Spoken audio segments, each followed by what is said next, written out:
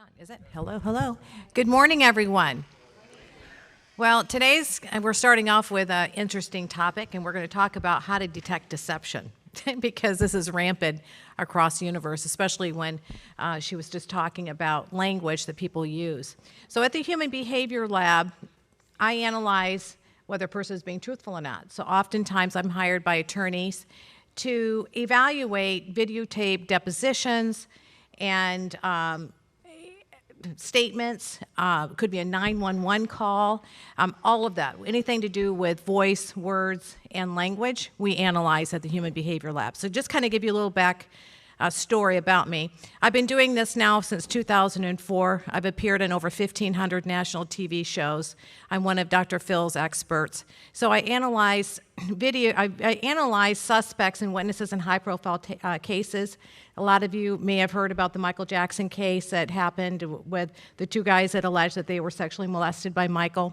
I also worked on the Jeffrey Epstein case and many, many, many more. So kind of just give you a little heads up, I'm the real deal. So anyway, so the Human Behavior Lab, I have 3 people that work with me, 2 other who are former police officers. One does statement analysis and one does voice stress analysis. So today what we're going to do is we're going to talk about a gentleman who I'd heard about in the circles that we've been in, about a gentleman called Sam Brinton. Anyone heard of Sam Brinton? Some have, some may have not. Well, he is the LGBTQ darling. I mean, he's been in front of Congress. He has spoken at multiple events. He has become a platform speaker, keynote speaker on the topic of conversion therapy. So he was the one that kind of brought it to light about that he was tortured to convert to being non-gay. So he tells you his story. And when I've been in my travels, I've heard of this guy, and I said to our team, I go, does he have videos? I mean, obviously, there's got to be videos of him out there. So sure enough, there were. So we collected all these YouTube videos and where he had spoken at multiple events, and we got our team to work on it. The purpose of this it's not to really call him out to being untruthful, because I didn't know whether he was untruthful. When I'm doing a 3-pronged study, I'm evaluating them separately from my other team members. So with that being said, I have one of my team members that just does statement analysis, another one that does voice stress analysis, and I do the behavioral analysis. It's a 3-pronged test. And in the 3-pronged test, when you're evaluating truthfulness, when a person is not being truthful, you'll be able to see it in all channels of communication. You'll be able to see it in their language. You'll be able to hear it in their, not necessarily hear it in their voice, but it'll pick up vocal tremors, stressors, and then you'll also see it physiologically leak out through their body language or facial expressions. So that's what we did, 3 different states, and we all did it together, and we do this all the time. So then I bring the test together, I evaluate it, and find out, was he being truthful or not? Because the bottom line is, if this were happening, we really need to fix this. Because what we don't want to do is to have anyone be tortured for any reason whatsoever. So we put it to the test. So the first thing that we did is I analyzed, keep in mind that the stack's this big. I mean, I sent them over to the Institute, but there's no way in 15 minutes that I could go through this all at one time. So the main thing is that he said that he went to a therapist. At first, he said that he had went to a doctor, and it changed then to a therapist. He talked about the location where it was at. He also talked about that the government was trying to kill him, and they were killing people around him. He had heat and coils put on his hands. His hands were tied down with blocks of ice and then poked also too with needles. He was electrocuted. He had shock therapy, and he talked about the abuse from his dad and also a suicide attempt. So I just kind of pulled, what are the main deals here? So here we go. Here's Sam Brinton. So Sam Brinton, this is the very first one here I want to show you. You can see him kind of smirking and smiling here. He says, this is where he's talking about the whoa, tipping over, where he's talking about where he went to the conversion therapy site. Now, why is this important? It's because we want to know, did this really happen? So when he's explaining this event, I'm analyzing his facial expressions, how he's emoting. And when you go back and you look at all of the videos, you'll notice that there was this inconsistency where the location was, who was the one that actually administered. It went from a doctor to a religious therapist. He couldn't remember their name, and he also could not remember the location when taken there. He had no idea. So he also said that began in one video at 10 years old, and then he later on said that it happened just a few years ago, and that was when he was in his later 20s. So, you know, everything is just kind of like meshing together. It's just not making sense. So I'm looking at his behavior when he's talking about it. So when you see his facial expressions, I'm looking at expressions that are contrary to the emotion. So when he's talking about the therapy site, he's smiling when he's doing that. That's what we call duping delight. Duping delight is when a person feels really good about duping you. They think they did a great job. So there's a physiological response that says, hey, I'm just going to pat myself on the back and I did a really good job. And they tend to emote this sense of joy, this smirk or smile that comes out. So when I'm looking at that, I thought, okay, that's just a little bit odd, but that's just not enough, right? So you've got behavior, you've got language, and you've got voice stress. So we put all of that stuff through the test when he was talking about those events and if there were any sort of stressors that we found. Let's see here. Let's go back. All right. Now, this one here, he's talking about killing people. You know, people around him were all being killed, and, you know, that he was being targeted because he was gay, and that there was this organization that was just killing all these people just to get rid of all the gay people. Well, if you notice in his facial expressions, you'll see that his mouth kind of turns down, and that's actually kind of a pouting look, but this is actually doubting his own words he's speaking. This is self-doubt. So the reason why I say that is because when you think of someone that's killing him, you'll have eyes are wide open, that's fear expression, but you notice in his forehead there is no fear expression. See, this is how people really conceal their emotions, and then it leaks out through other channels within their face. This is called microexpression.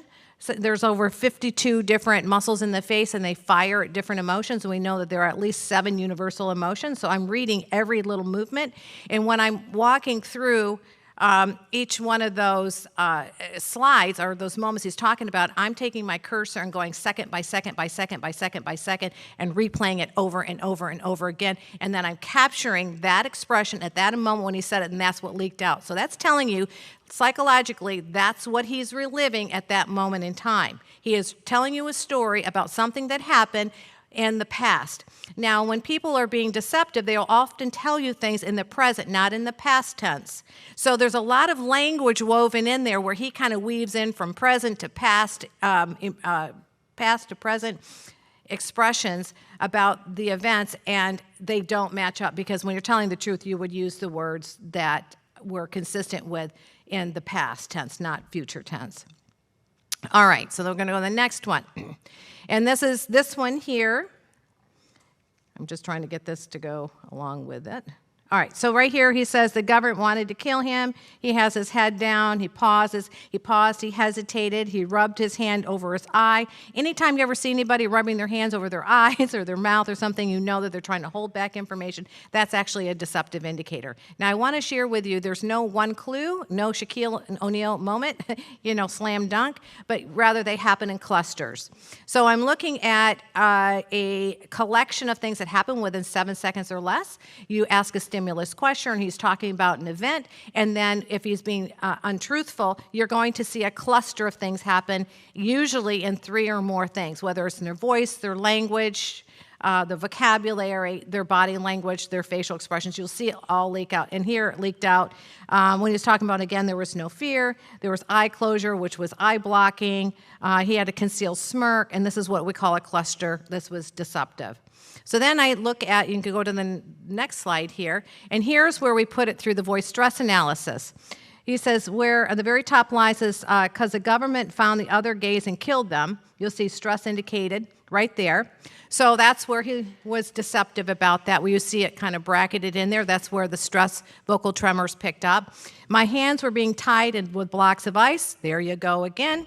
Being placed on my hands, and that entire sentence was deceptive. All right, next.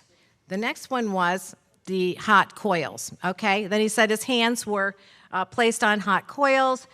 When he was talking about that, he didn't have any what we call illustrative gestures. That means illustrating. A lot of times when people are talking, our hands are illustrators to kind of bring the story together. So there was no illustrators like putting coils on my hands. He didn't use any movements like that. There was nothing that showed any indication that that occurred. There was no pain and suffering in the forehead. He was just telling the story as if it were in present tense, but he himself didn't experience this. So then we turn it over to the voice stress analysis. Well, here we go. Then we went into heat. Then they put heat on them, the coils and so forth, and right there was also an area of deception. The coils will be wrapped around my hands, and again, the deception, it picked up stress indicators. Stress indicators are what we call cognitive load. Cognitive load happens when a person is trying to tell a story different from what they know, and they either want to try to massage the truth, skip over truth, or they out and out just tell the full out and out lie. All right, so then he went into electrocution. He's talking about the electrocution. So, of course, when you're looking at his facial expressions, he doesn't show any sense of fear, concern. He's not reliving it. Now, keep in mind, obviously it's happened many years ago, so he might have been a little bit numb to it. But when he's telling the story, it really did not emote the correct emotions. And I've seen this so many times. Listen, guys, I've been in the courtroom. I've covered the Casey Anthony, George Zimmerman cases, and it is amazing that if you don't see the emotion, it's because the emotion wasn't there. That's the bottom line. All right. So then, and then he's telling the story. He says, then it culminated, and then he pauses, he hesitates, duping the light starts again, and he breaks gaze, and he repeatedly repeats the words, and he's smirking at the same time. This is what we call, again, duping delight, and this is a cluster gesture. Then we put it through to the voice stress analysis. Then I'd be electrocuted. You can see it on the very bottom. See where, again, he's got the stressors. Now, you cannot massage this machine. This is not something you can adjust. This is what it came out. Nobody changed it. Nobody can tweak it. That's just what it was. All right. So then we're going to talk about language. Oftentimes, he would not use the words I in it. When a person removes a pronoun, it's because they don't want to attach themselves to the event. And so I'm going to give this over to you. You can give this to the group because it's a lot to go over in 15 minutes, but you'll see what I'm talking about in the language where he said heating coils would be wrapped around my hands. Well, that's an odd way of sharing something, would be, because he would say heating coils were wrapped around my hands. So he'd be very firm about it. So he used a lot of language that was not consistent with somebody that had been electrocuted or had these coils wrapped around his hands. And then, of course, we throw it through the voice stress analysis.